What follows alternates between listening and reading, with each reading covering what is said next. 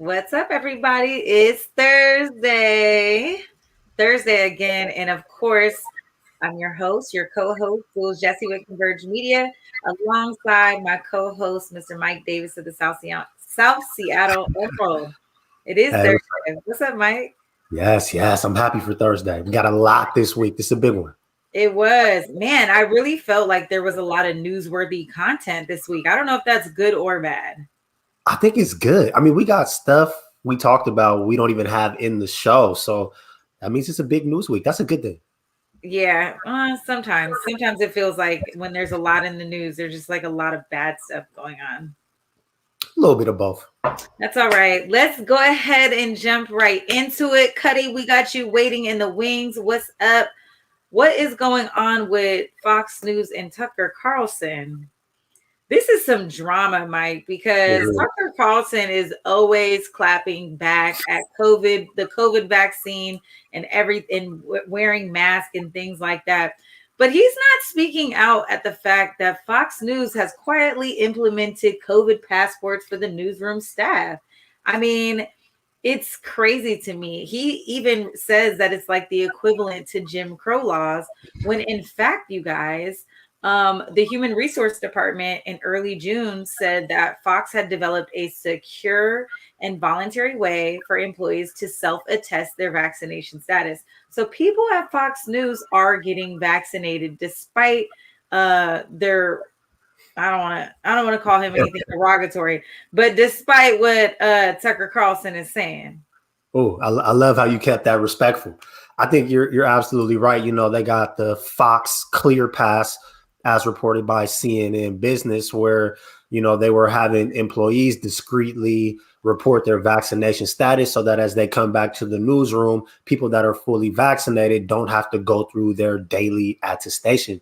So they are vaccinating over there at Fox, even as a lot of their hosts are like spewing the most crazy anti-vax rhetoric. A lot of them are getting vaccinated. And the crazy thing with Tucker Carlson in particular, he's been asked on camera about his vaccination status, and he refuses to say whether or not he himself has received the vaccine, which leads a lot of people to believe that he might actually be vaccinated. I mean, for him jumping out so strong, I mean, he's been on record saying the vaccine doesn't work. He's, like you said, compared it to Jim Crow. He's said that getting the vaccine is like getting a frontal lobotomy. So if he's so anti-vax, people find it interesting that he won't say whether or not he himself has been vaxxed. So it's just something to really look out for. You know, you listen to all of these people talking, you hear all of their rhetoric. I mean, even when you talk about a lot of these Republicans who a lot of them have changed their tune now, but for a long time, you had Republican politicians who were vaxxed themselves still coming out and speaking against vaccinations and mask wearing and all of that. So you just got to be careful where you get your information from. Yeah, I think people who don't come out, who are super anti-vaccine and push a lot of anti-vaccination rhetoric, but then refuse to share their status. I mean, it does absolutely raise an eyebrow. So it does. I mean, because here on our show, I don't feel like we've ever encouraged anyone to get vaxxed, but we don't hide our vaccination status. Like I'll tell anyone I got vaxxed, but that doesn't mean that I'm out here campaigning and telling everybody else what to do. So it's like, it's just weird for him to not say where he stands on the spectrum while he's clearly encouraging people not to get vaxxed themselves. I agree. Well, speaking of people who are not getting the vaccine and anti-vaxxers, one of the coaching staff, the assistant coach of the Minnesota Vikings, sources from ESPN let the word out on Friday that Coach Dennison is out after he refused to get the COVID vaccine. So I don't know, Mike. The NFL is taking a very strong stance and saying that their tier 1 staff have to be vaccinated, which includes coaches, front office executives, equipment managers, and scouts. And so Coach Dennison fell in that category. So imagine he decided that he was going to leave his position as an assistant coach in order to not receive the jab. I mean, that's a strong stance to not be just not to get vaccinated. Do you think we're going to see more of this from organizations?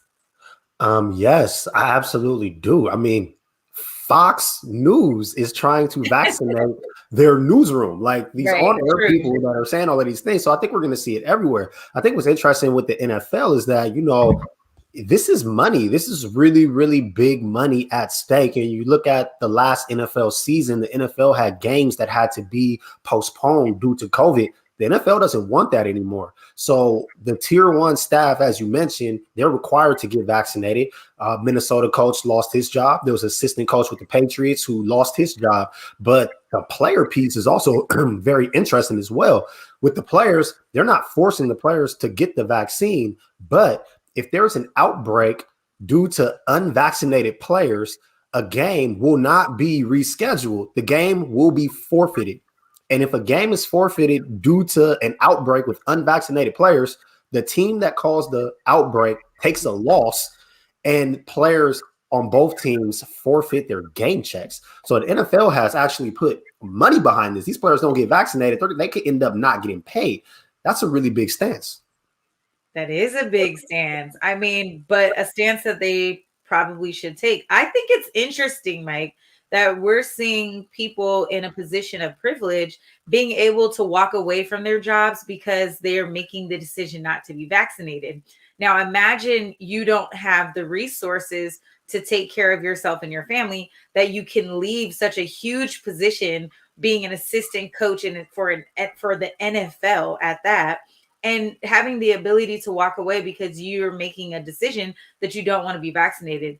I think about that, and I think about people who are not as financially, wealthy or sustainable that they can do that, or financially privileged to be able to do that.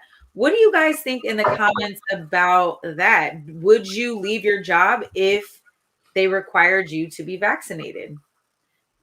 I think it's a thought, and I think the NFL is starting to talk about that. You know what I'm saying? They're really pushing what's going to happen, and I think they're setting the tone for a lot of different organizations and companies that are going to start requiring vaccine passports. Yeah, So, I want to ask you a quick question too. And I see Leon in the comments, and I want to be clear. The NFL did not say that unvaccinated players don't get paid. They said that if there are players on a particular team that are unvaccinated, and that leads to a COVID outbreak, that leads to a game being canceled, players on both of those teams, the unvaccinated team and the other team that had the outbreak, no players will be paid because they're not going to reschedule the game. But what they're talking about right now, and they're going back and forth with the NFL Players Association, is they want to have colored wristbands on the field. They want players who are vaccinated to have a red wristband and players who are unvaccinated to have a yellow wristband. And I think this takes it a step farther because now this feels like public shaming. And I just want to know, what are your thoughts on that policy? that's a interesting way to turn it, Mike. I didn't expect that. Well, I'll say this. I still stand firm on the fact that the vaccine should be. I took the vaccine. I feel good about it. I feel comfortable about it. It was the best decision for me. I still feel that we should be able to advertise that it's free and available and safe for people to participate in.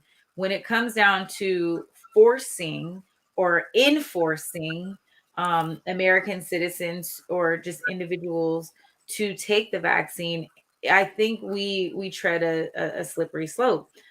So to answer your question, I think I still stand firm on my belief that, if you choose to get vaccinated, you get vaccinated. And if you're just not ready, then you're just not ready.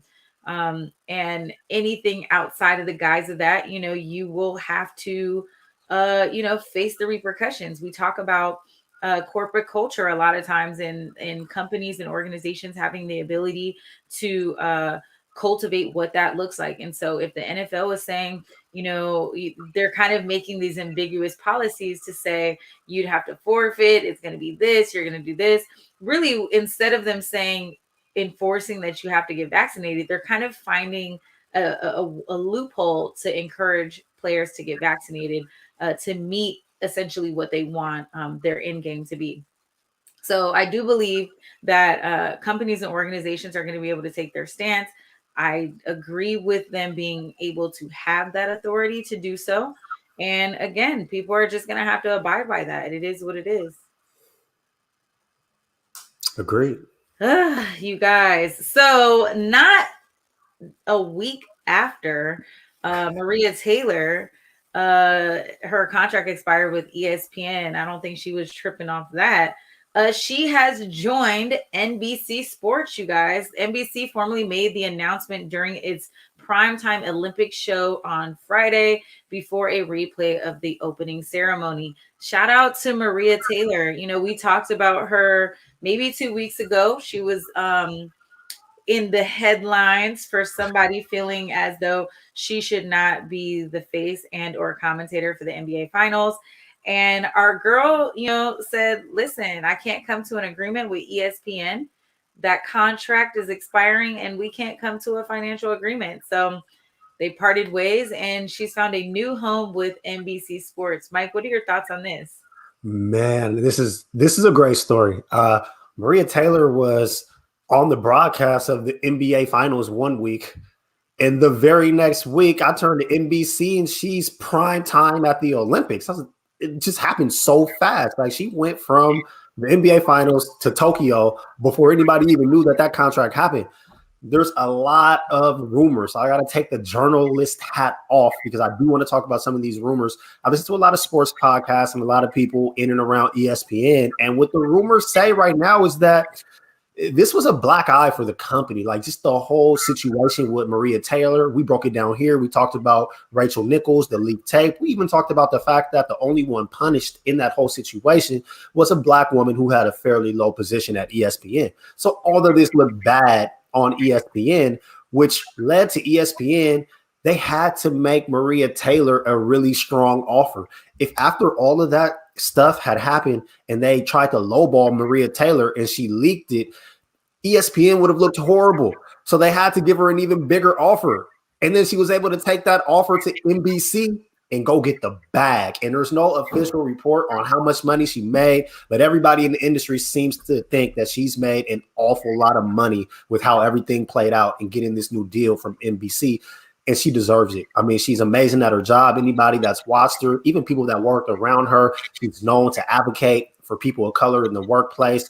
Really, really, really strong woman. So I couldn't be happier for Maria Taylor in this situation.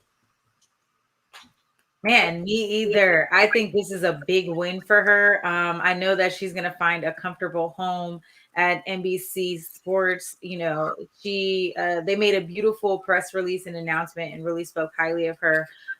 I believe some of the other former commentators from ESPN have found new homes at NBC Sports, and they say that the culture is much better. And so I'm looking forward to a tell-all. Come on, Maria, give us the tea, give us the inside, give us the scoop, sis. We want to know Yeah, I honestly think it's a good look for her, and I hope she definitely secured the bag. And to your point, I mean, imagine your first day on the job being on such a grand scale The at the Olympics. Tokyo Olympics.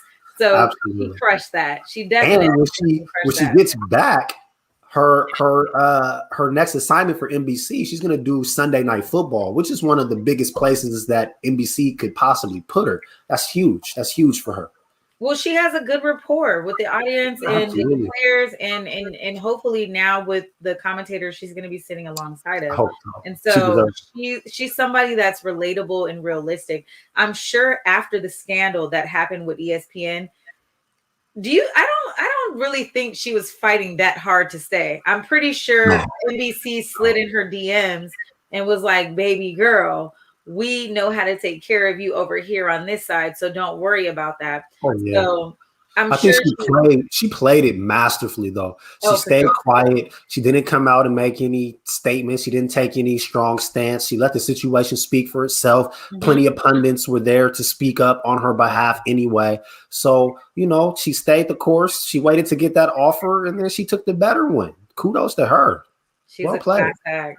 She was a class act. Speaking of class act, I guess should we take a quick break? Quick break. Yeah, let's take a quick break. And when we come back, I want to talk about Simone Biles and her taking a back seat at the Olympics.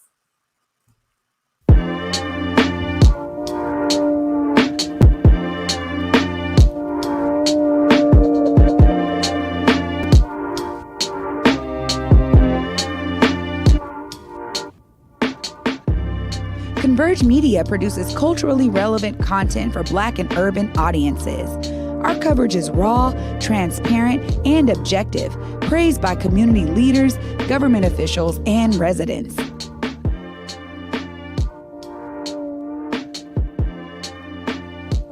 Support Converge Media today via Venmo, Cash App, or PayPal at Converge Media.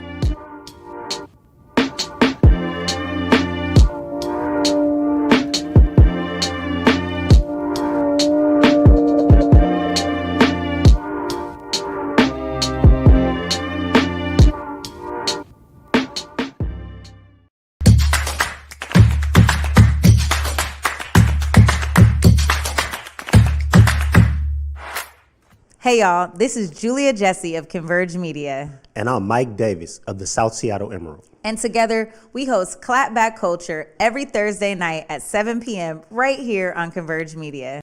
And as y'all know, we've done a lot of coverage of the vaccine on our show. And we've both shared our experiences about getting vaxxed. We are here to let you know that in the state of Washington, everyone over 12 years old is eligible for the COVID-19 vaccine. Keep in mind that there is no cost for the COVID-19 vaccine. This also means that you don't need to have medical insurance, so don't let that stop you. You can get more information and resources by visiting kingcounty.gov/COVID. If you're more comfortable speaking to a live person, you can call 206-477-3977. The hotline is especially good for those in our community who may need translation services.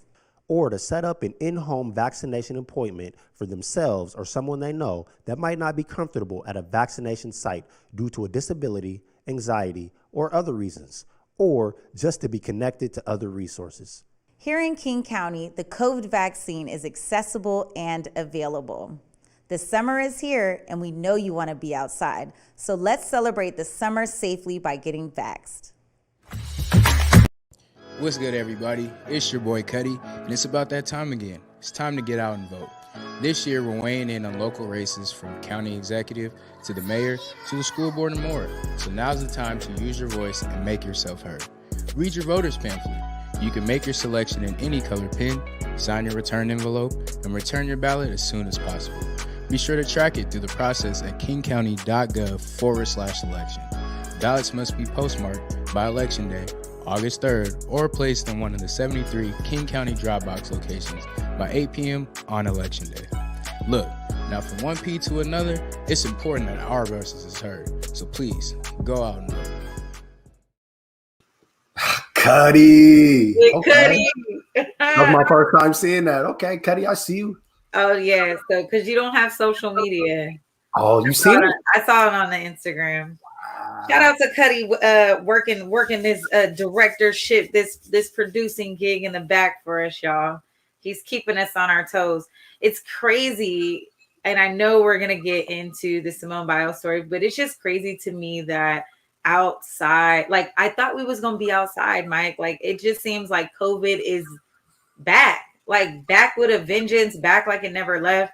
You know, it's Right. insane. The CDC is. I was supposed to be in Cali right now, literally right now, and I didn't go because it seems like they're shutting it down out there. They are shutting it. They're shutting everything else back down. Listen, the CDC rolled out the mandate again. The masks are back, y'all. Even if you are vaccinated, let's go ahead and run that clip really fast. Let's just get re-educated. I know there's a lot of confusion about should I put my mask on? Should I not wear my mask? What should I do? Let's clear it up right now. What does the CDC have to say? That new indoor mask guidance also applies to schools. The CDC says all students, all faculty, all staff in K through 12 schools, even those who are vaccinated, should wear a mask. Here's the CDC director just moments ago. The highest spread of cases and severe outcomes is happening in places with low vaccination rates and among unvaccinated people. This moment, and most importantly, the associated illness, suffering, and death could have been avoided with higher vaccination coverage in this country. As you heard there, today's new CDC guidance comes as a direct result of the failure of the American people to get vaccinated in the numbers that the CDC said were necessary to move past these steps. With the highly transmissible Delta variant and even more transmissible lies and conspiracy theories about the vaccine being spewed all over social and other media, cases and hospitalizations are surging at an alarming rate, as CNN's Athena Jones now reports. With new coronavirus infections rising in every state, the CDC is revising its mask guidance for vaccinated people in areas it says have high or substantial COVID transmission, now recommending they wear masks indoors in public spaces. In rare occasions, some vaccinated people infected with the Delta variant after vaccination may be contagious and spread the virus to others. This new science is worrisome and unfortunately warrants an update to our recommendations. Listen, the comments, you guys are hilarious. Leon talking about some, I guess, like, oh, what, the lotteries didn't get him. Didn't do the trick, man.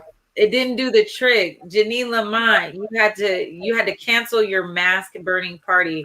Shout out to you. I definitely thought about doing a mask burning party. That is so clever.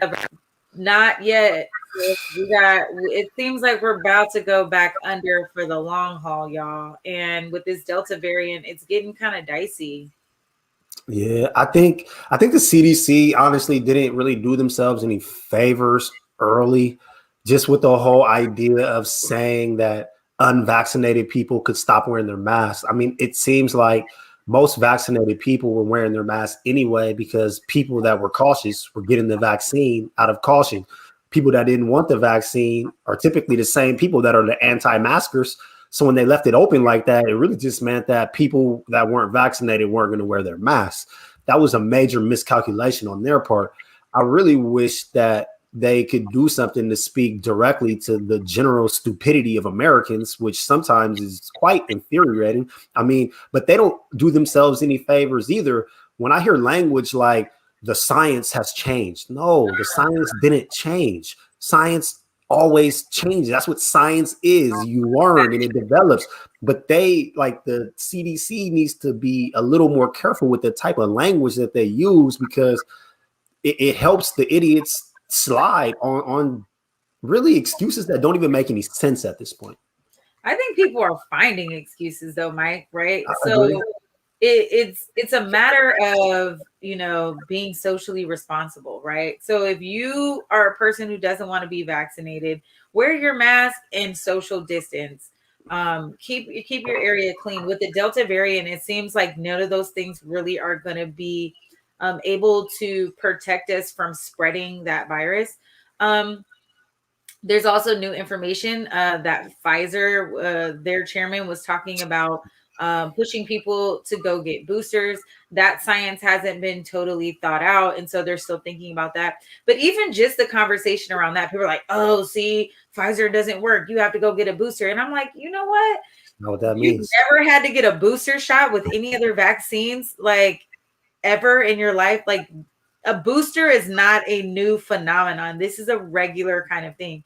And to your point, Mike, you bring up a great point in that science is ever developing, you guys. This is not something that is just like seen, known, everything is like, you know, permanent. This is something that's forever going to change. And the more the time goes on, the more they learn about this virus, the more information is going to come out and recommendations are going to change. So people need to be flexible. People need to, you know, I put my mask back on, man. I mean, that's just it. I've been a person who hasn't been wearing my mask. I put my mask back on. So here we are. I agree. And I also had to go back to the masking. I think that hopefully what we learn from all of this is that information really matters and messaging really matters. And there's so many points in our lives where messaging could have probably helped us now. I mean, I'm not that old. And when I was a kid, they gave us shots at school. They didn't tell us. They just gave us shots. People act like, how are you anti-vax? You went to school in America. You're not anti-vax. You vaxxed. Like, you definitely vaxxed. You vax all the time. It's just weird. This time you're just getting the option, but there's always been mandatory vaccination. You can't go to public schools without vaccination. You can't play basketball. You can't go to the Boys and Girls Club. You can't go to the community center. Like, you got to have vaccinations to go to all of these places. You want to go to college and live in the dorms, you've always needed to be vaccinated to live in the dorms. You have to show your immunization records to move into the dorms in school. That's so acting like college is asking you to take a COVID shot is out of the normal. It's like, who are these people? What, did you never go to school before? Or did you just not read the paperwork? So it's like, it's just, at this point, it's ridiculous. And it makes me a little upset because these anti-vaxxers is ruining it for all of us.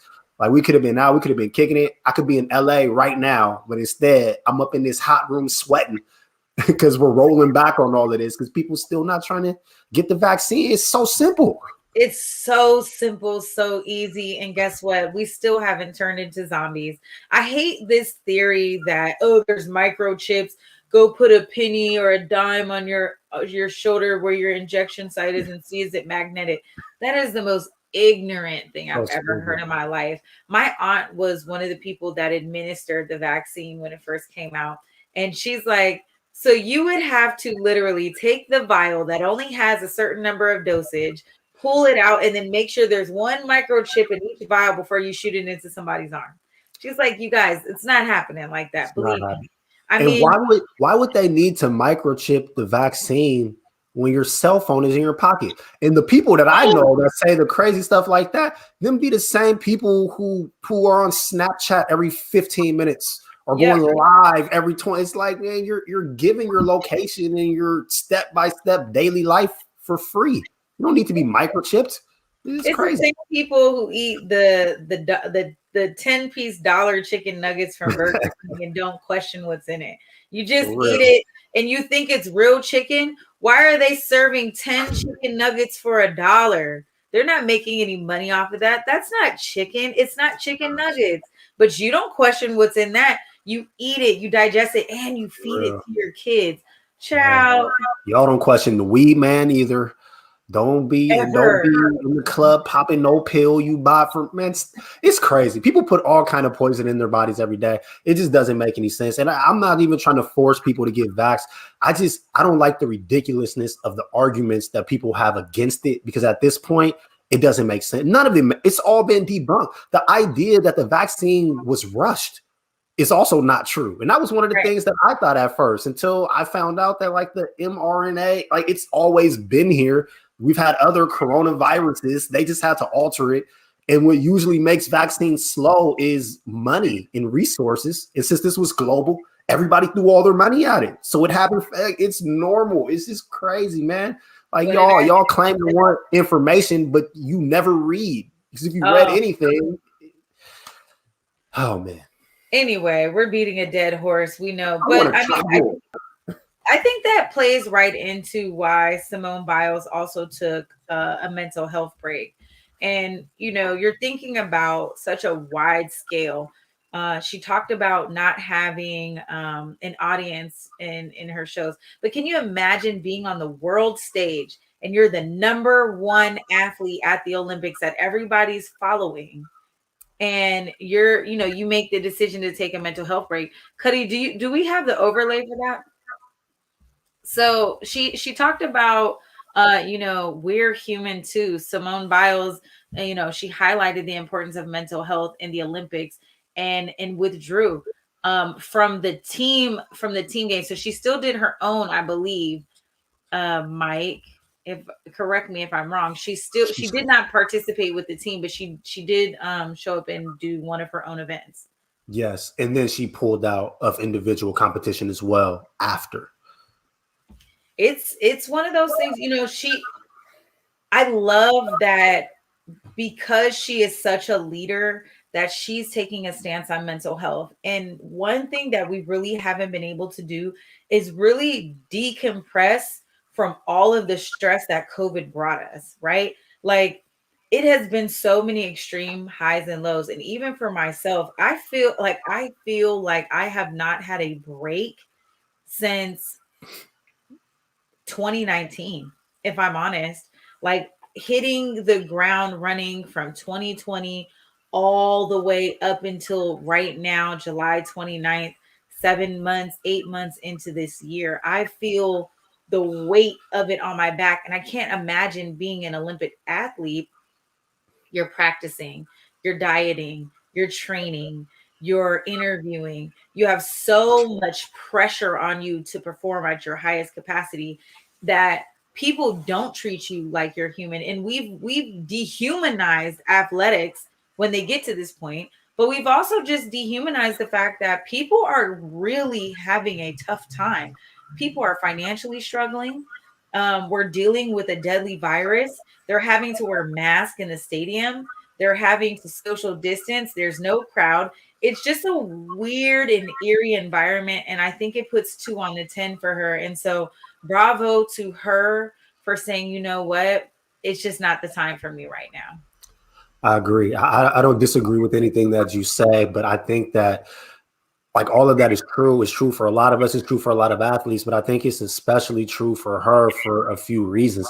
I think the first reason I would say is that you have to understand that her sport is a world sport, not a state sport.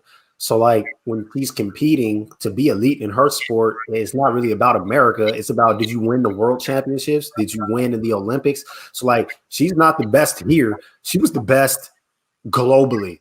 That's big. That's a lot of additional pressure.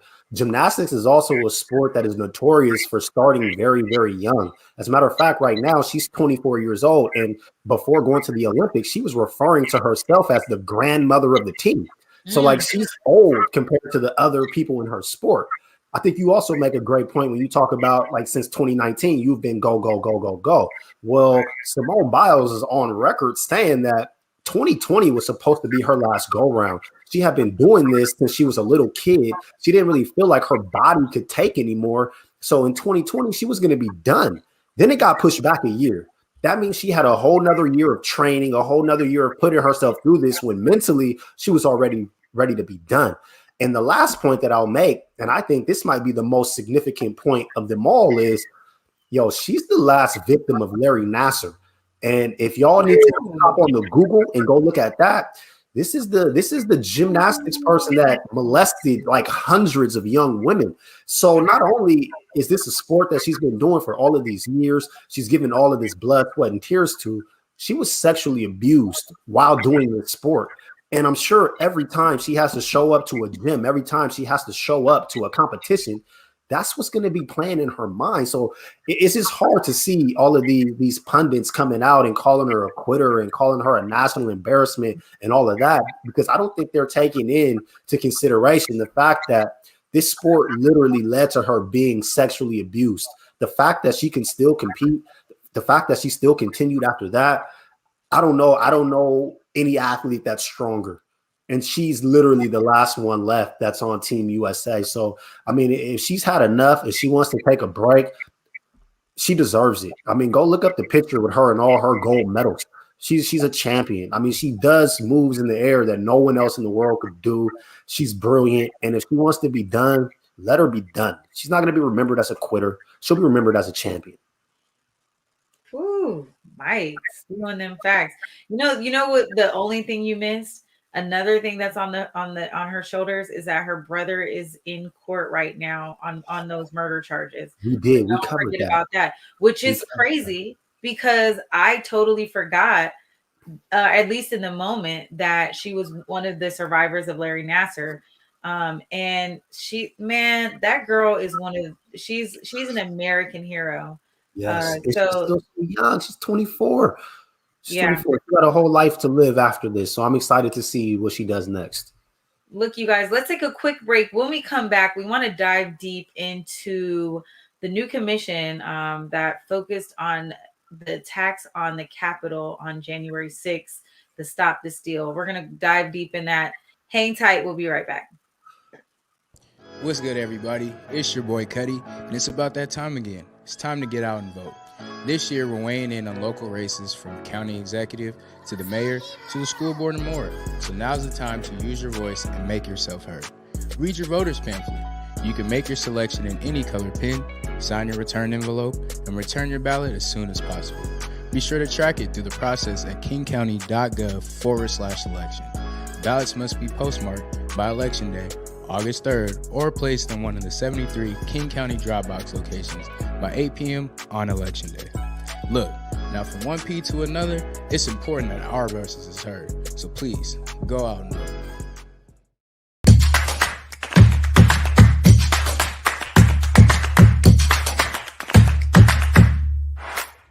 Hey y'all, this is Julia Jessie of Converge Media. And I'm Mike Davis of the South Seattle Emerald. And together, we host Clapback Culture every Thursday night at 7 p.m. right here on Converge Media. And as y'all know, we've done a lot of coverage of the vaccine on our show. And we've both shared our experiences about getting vaxxed. We are here to let you know that in the state of Washington, everyone over 12 years old is eligible for the COVID-19 vaccine. Keep in mind that there is no cost for the COVID-19 vaccine. This also means that you don't need to have medical insurance, so don't let that stop you. You can get more information and resources by visiting kingcounty.gov/COVID. If you're more comfortable speaking to a live person, you can call 206-477-3977. The hotline is especially good for those in our community who may need translation services. Or to set up an in-home vaccination appointment for themselves or someone they know that might not be comfortable at a vaccination site due to a disability, anxiety, or other reasons, or just to be connected to other resources. Here in King County, the COVID vaccine is accessible and available. The summer is here, and we know you want to be outside. So let's celebrate the summer safely by getting vaxxed.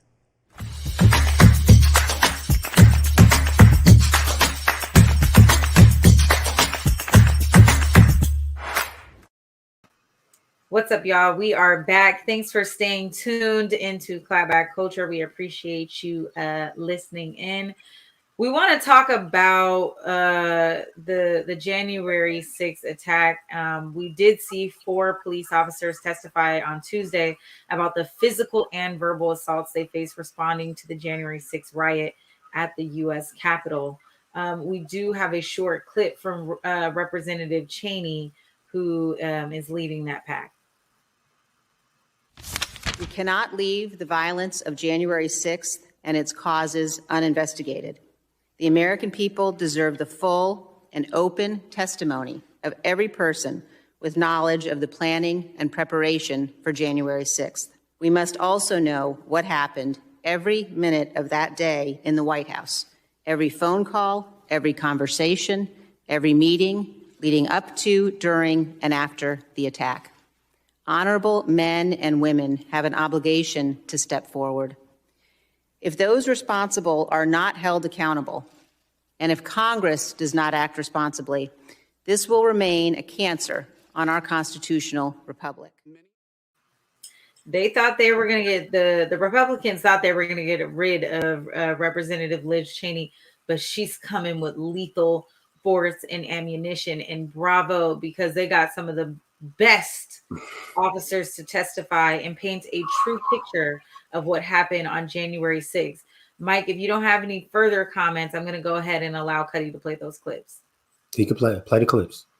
Start to see why it was difficult to find any Republican members of Congress to serve on the Select Committee who would actually take the investigation into January 6th seriously.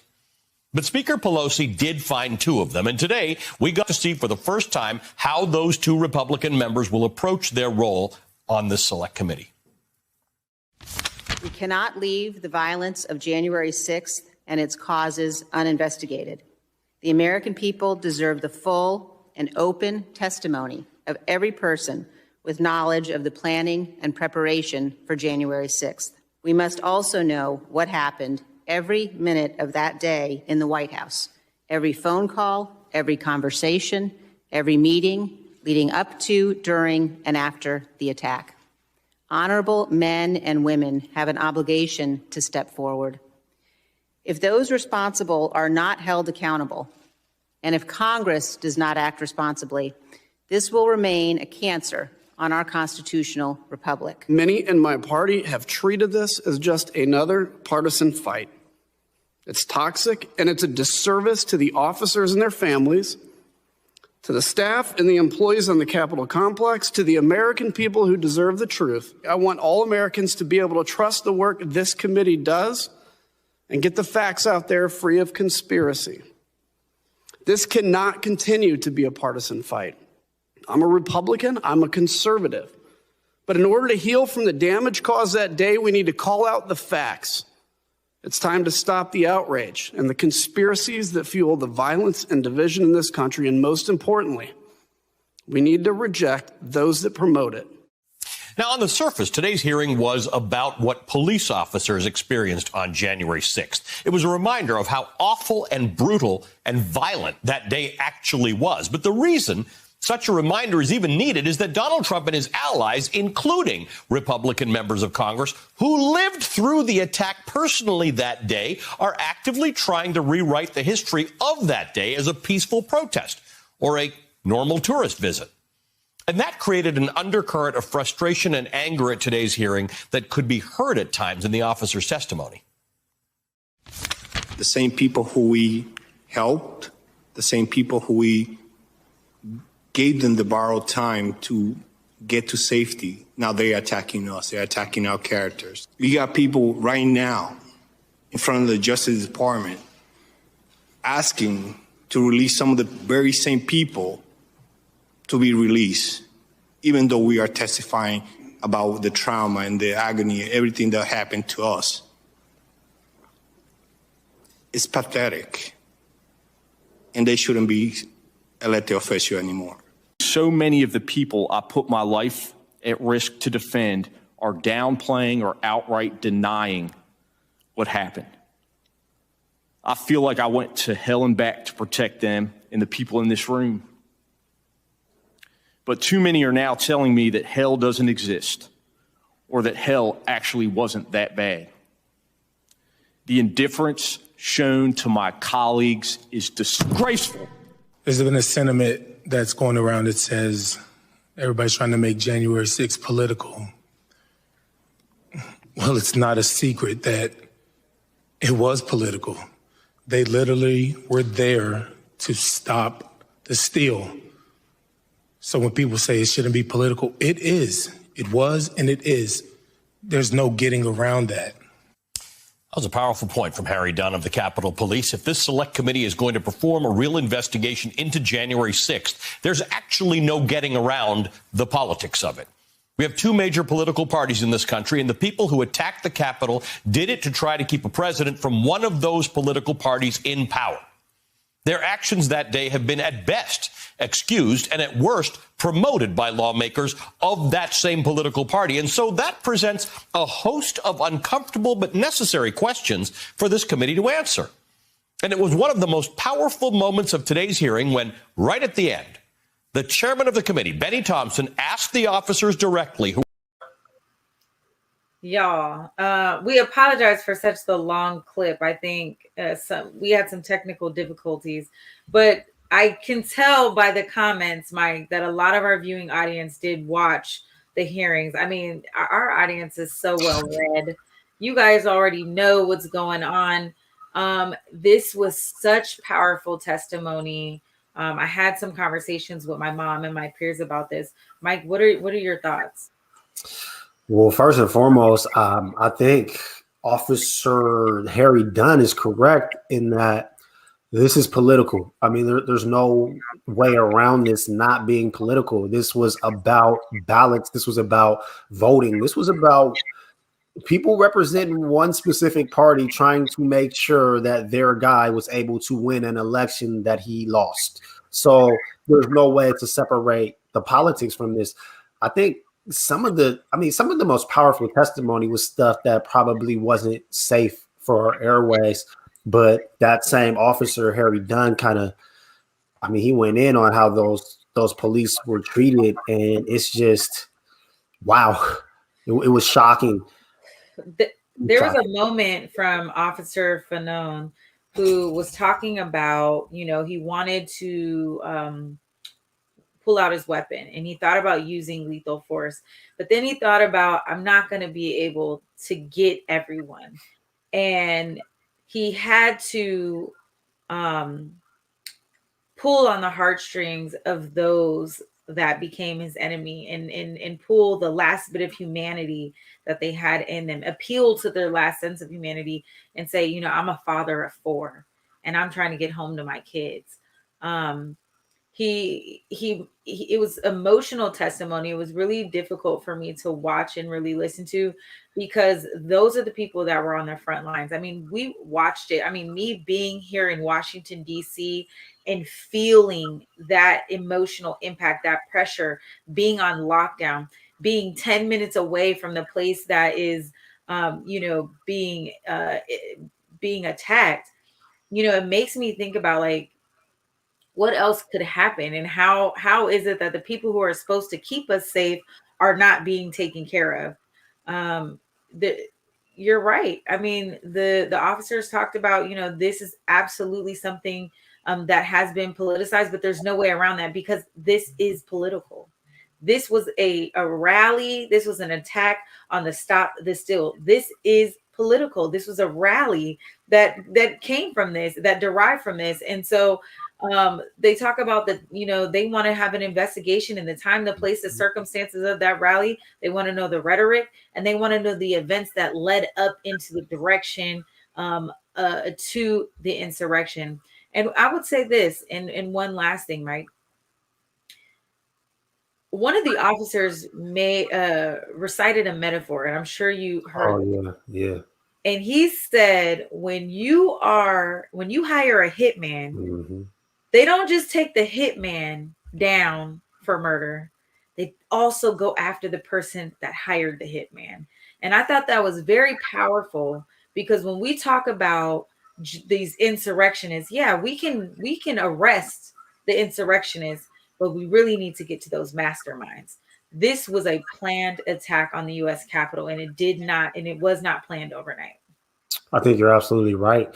And I think that's what the officers are asking for. In a lot of these testimonies, they just want accountability, but not just accountability for the henchmen or the people on foot on the ground. They want to know who ordered this and they want to go after them. And that's where it's really going to get sticky because are they really going to go after politicians? I mean, one of those officers literally said, was it the president? Was it Congress? Was it members of Senate? Who was it? they want to know. So, I mean, it's going to be interesting to watch as this continues to develop. I'm just curious how you feel. Do you think that we're really going to see any level of accountability from any high-ranking politicians here? Yes, I do. I don't know if we're necessarily going to see any elected officials be taken to justice. I don't think anyone is going to get locked up, but I do think there's going to be some back end door conversations and deals, and probably some bargaining that's going to take place. But I think we also need to watch out for this 2024 election because the GOP is going hard. And so I wouldn't be surprised if Donald Trump and or someone from the Donald Trump party, I'm not even going to say the Republican Party, but the Trump era rises like a phoenix from the ashes and comes through to try to swoop and save this day. So I don't think we're going to see accountability held in the sense that we would want it to be. But I do believe that there are some things happening in the background that we may not be able to see. Can I ask you a quick question real fast? In your opinion, I mean, because, yeah, for sure, I do think Trump or someone on his side is going to emerge for this next election. But my question is, do you think that the Republican Party will get behind them, or do you think that this is going to be a campaign that's going to run and then we'll also have a Republican candidate and then we'll also have the Democrats as well? Well, one thing about politics, Mike, is it's all about money. And so if you have a candidate that can generate revenue, you can get the vote, right? And you can galvanize behind an individual should they be able to infuse capital into that party. And so that's why we're seeing individuals like Marjorie Taylor Greene still, having a seat at the table. Individuals like Matt Gaetz still having a seat at the table, because anytime they have some type of controversy or something in the news, they're able to raise millions and millions of dollars. And ultimately, there's a sense of cash, the cash cow, right? And you want to be able to fund the things that you want to be able to fund. And so again, back end door deals. And I'm not saying everybody's shady, but what I am saying is it's politics. And that's exactly what happens in Washington. Period. I just hope, go ahead. I just hope that when it plays out, they're splitting those votes on the right, and we don't have to go through another round of the madness that we've already went through. But I guess we'll see. Oh, we're definitely going through the madness. This is not going to be an easy election. I guarantee you that. This is going to be the fastest 4 years you ever felt in your life. We are definitely going to have to, it's going to be a battle royale to the end. I think that Joe Biden probably will not run again. I think that he will have, someone else in his seat, if not Kamala Harris. I think it's going to be tough. I think we have to see where the state of the country is in the next 3 years. But 2024 is right here, man. And I don't see it being an easy feat at all. I don't either. But we're going to get a hell of a lot of content because we'll be covering it. We'll still have a job, and the state of America will be our conversation. We'll take a couple quick questions before we wrap up. Catherine Keller said, Jules, did they run it on local DC stations? We were always closer to everything when I lived there. Hell yeah, they played it. They played it. And, it was live in the newsroom, when you're sitting next to people. I was at the office. And so a lot of people were, talking about that and buildings being evacuated. So it was a big deal. It was a scary time. Any more comments? Let me go through. Shout out to all you guys who keep coming in. Chip, we see you. Mama Walden, we see you. She says the GOP are cowards. Leon, thank you always for pulling up, you guys. Tanya, thank you. So look, you guys, we appreciate you guys hanging out with us again here on Clapback Culture. We will have another great show for you next week. I will hopefully be in my new studio next week because I'm planning to move this weekend, Mike. So I think I'm going to actually move into the house that I bought. Congrats. I know you're putting in a lot of work over there. Oh, it's a lot of blood, sweat, tears, and equity, honey. I hope as much money as I'm putting out, I hope I'm getting it back. You know, that's what they say. Is they call it equity. I'm trying to be patient with this called equity. So that's our show. Mike Davis, when you're not here on Clapback Culture, where can they find you? You can find me at the South Seattle Emerald. Anywhere you can find the Emerald, you will find me. You can also find me on Twitter at Real M Davis. Great. We hope to see you there, Mike. And you can find me at Treasure of JULES on Instagram and Twitter. Please pull up and follow me and slide into my DMs. Let me know what you guys want us to talk about next week. All right, y'all. Well, that's our show. It's been Clapback Culture. It's a pleasure to have you. Peace. Peace.